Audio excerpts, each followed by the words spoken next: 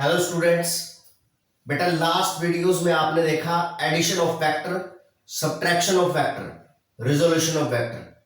अब हमने नेक्स्ट जो करना है वेक्टर का ऑपरेशन वो है हमारा मल्टीप्लिकेशन। ऐड कर लिया, सब्ट्रैक्ट कर लिया, अभी हम बेटा सीखेंगे मल्टीप्लिकेशन। ठीक है जी। एक वेक्टर का मल्टीप्लिकेशन जो है वो बेटा हम तीन तरीके से कर सकते हैं। ठीक है जी। Multiplication of vector can be done in this three types. First one देखो, पहला है यदि हम किसी वेक्टर की मल्टीप्लाई करते हैं किसी स्केलर के साथ, यानी कि स्केलर मल्टीप्लाई बाय वेक्टर। ठीक है जी। स्केलर को वेक्टर के साथ मल्टीप्लाई कर रहे हैं और आंसर हमारा आता है बेटा हमेशा वेक्टर। ठीक है। दूसरा जो है हमारा टाइप, उसमें हम एक वेक्टर को दूसरे वेक्टर के साथ मल्टीप्लाई करेंगे और आंसर जो आएगा वो हमारा एक स्केलर आएगा। तीसरा जो है वो है कि वेक्टर को हम किसी वेक्टर के साथ मल्टीप्लाई करेंगे, ठीक है नहीं, और हमारे पास जो आंसर आएगा वो भी एक वेक्टर आएगा। ठीक है बेटा, 2 को 2 से मल्टीप्लाई कर दिया, आंसर क्या आया 4। ये भी स्केलर, ये भी स्केलर, आंसर भी क्या आया एक स्केलर। लेकिन अगर ये पहला वेक्टर है और दूसरा भी वेक्टर है तो जरूरी नहीं है कि आंसर हमेशा 4 ही आएगा, आंसर कुछ और भी आ सकता है। क्यों? क्योंकि ये डिपेंड कर रहा है कि आप इन तीनों केसेस में से कौन सा केस कर रहे हैं। किसी वेक्टर के साथ किसी स्केलर को मल्टीप्लाई कर रहे हैं, किसी वेक्टर के साथ किसी वेक्टर को, किसी वेक्टर के साथ किसी वेक्टर को। यहां पर तो क्लियर है कि वेक्टर और स्केलर को मल्टीप्लाई करेंगे तो हमेशा आंसर क्या आएगा, एक वेक्टर आएगा। लेकिन अगर दो वेक्टर्स को आपस में हम मल्टीप्लाई करते हैं तो आंसर एक स्केलर भी आ सकता है और एक वेक्टर भी आ सकता है। ठीक है बेटा, देखिए जब वेक्टर को वेक्टर से हम मल्टीप्लाई करते हैं और आंसर हमारा स्केलर आता है तो हम इसको रिप्रेजेंट करते हैं डॉट से, वेक्टर डॉट वेक्टर, तब हमारे पास आता है क्या, एक स्केलर। इस तरह जो मल्टीप्लिकेशन होती है उसको या तो हम कह सकते हैं डॉट प्रोडक्ट, क्या कह सकते हैं बेटा, डॉट प्रोडक्ट ऑफ वेक्टर्स, या क्योंकि आंसर हमारा एक स्केलर आया है इसलिए इसको हम बेटा स्केलर प्रोडक्ट भी कहते हैं। ठीक है, तो डॉट प्रोडक्ट ऐसे, first vector dot second vector और आंसर हमेशा क्या आएगा, एक स्केलर आएगा। जब भी किन्हीं दो वेक्टर का हम डॉट प्रोडक्ट करेंगे तब आंसर हमेशा एक स्केलर ही आएगा, यानी कि सिर्फ और सिर्फ एक न्यूमेरिकल वैल्यू आएगी। ओके। सेकंड, वेक्टर को अगर वेक्टर से मल्टीप्लाई करते हैं और आंसर भी क्या आता है, एक वेक्टर आता है, तो इसको हम डिनोट करते हैं बेटा ये क्रॉस से, वेक्टर क्रॉस वेक्टर, और आंसर भी क्या आएगा हमारा, वेक्टर आएगा। इसको बोलते हैं हम बेटा क्या, cross product, cross product of vectors. और क्योंकि आंसर क्या आया है, वेक्टर आया है, इसलिए हम इसको वेक्टर प्रोडक्ट भी बोलते हैं। ठीक है जी। तो ये हमारे पास दो मेन जो है मल्टीप्लिकेशन की टाइप है, एक स्केलर प्रोडक्ट और दूसरा क्या है, वेक्टर प्रोडक्ट, या एक डॉट प्रोडक्ट और दूसरा क्या है, क्रॉस प्रोडक्ट। इसके अलावा जो थर्ड वन है हमारा वो सिंपल है कि स्केलर को जब वेक्टर के साथ मल्टीप्लाई करते हैं तो हमारे पास क्या आता है, वेक्टर आता है। ठीक है, सबसे पहले इसको करेंगे, फिर इसको करेंगे, फिर इसको करेंगे, उसके साथ हमारा ये चैप्टर क्या हो जाएगा बेटा, चैप्टर हमारा फिनिश हो जाएगा। Okay, so let's start multiplication of a scalar with A vector. ये हमारे पास पहला जो है टाइप का मल्टीप्लिकेशन करेंगे हम। फर्स्ट वन इज मल्टीप्लिकेशन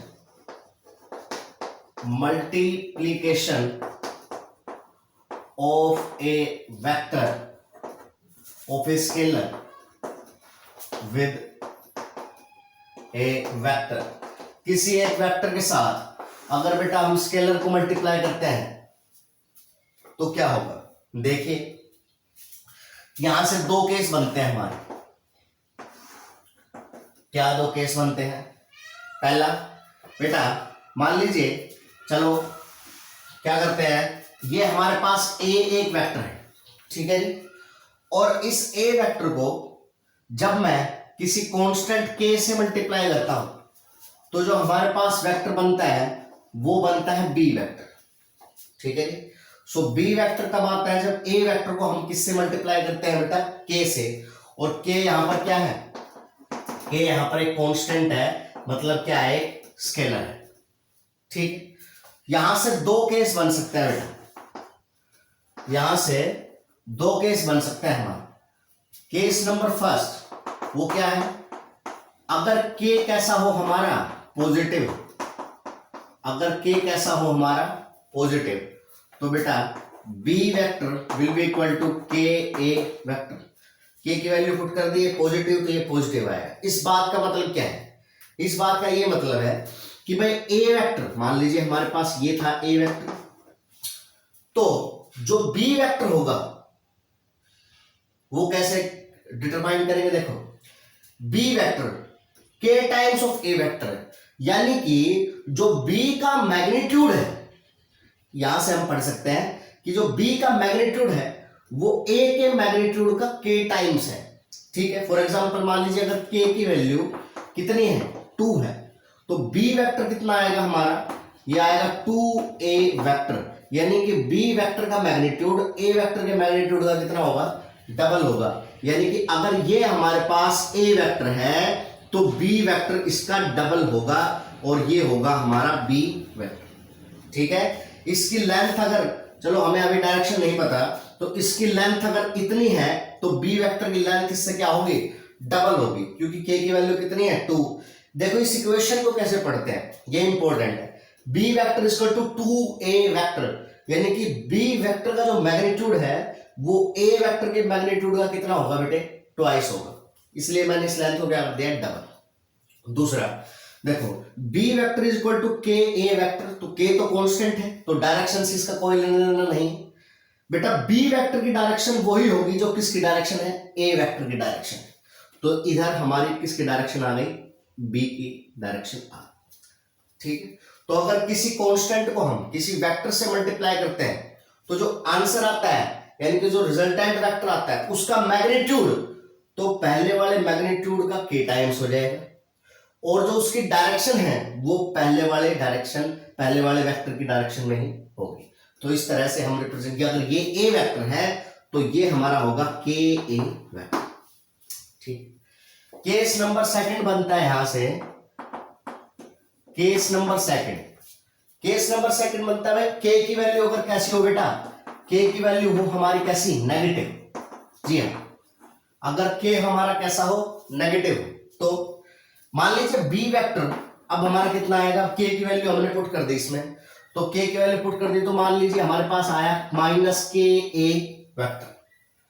ठीक है, तो यहां से अभी बी वेक्टर की दो चीजें, मैग्नीट्यूड भी और डायरेक्शन भी, क्योंकि बी वेक्टर है ना, तो मैग्नीट्यूड और डायरेक्शन दोनों निकालें। देखो इसका कहने का मतलब ये है कि अगर ए वेक्टर हमारे पास ये है तो बी वेक्टर कितना होगा। फॉर एग्जांपल मान लीजिए के की वैल्यू कितनी है हमारी, माइनस का 2 है, यानी कि के पुट करने के बाद अगर पुट करेंगे यहां से तो ये कितना आ जाएगा, पूरी वैल्यू ये कितनी है, माइनस का 2।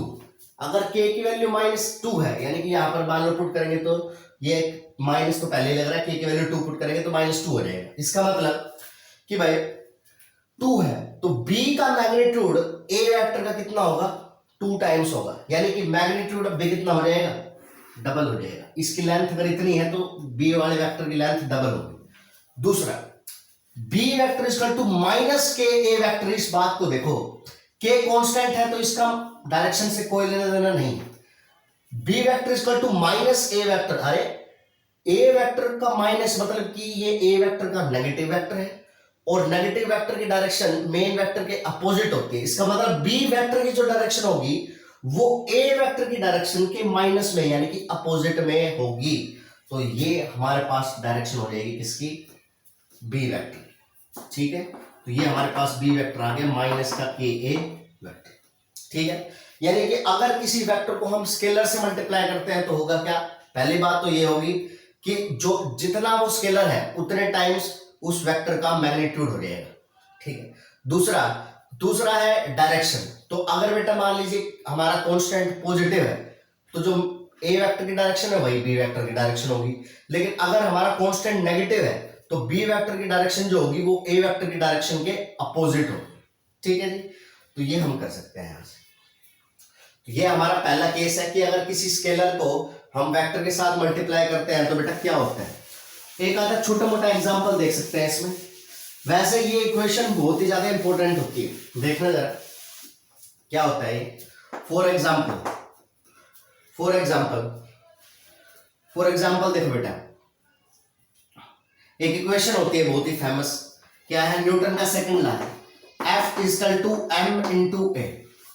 ठीक है, अब इस इक्वेशन को कैसे पढ़ेंगे और इसको देखेंगे कैसे। देखो बेटा यहां से m तो हमेशा पॉजिटिव होता है, यहां पर m होता है बेटे मास। आपने ये पहले 9th क्लास में पढ़ा होगा। m होता है बेटे मास, और मास कभी नेगेटिव नहीं हो सकता। इसका मतलब ये वैल्यू कैसी है, पॉजिटिव। ठीक है जी, तो मैं फोर्स के बारे में दो बातें कह सकता हूं यहां से।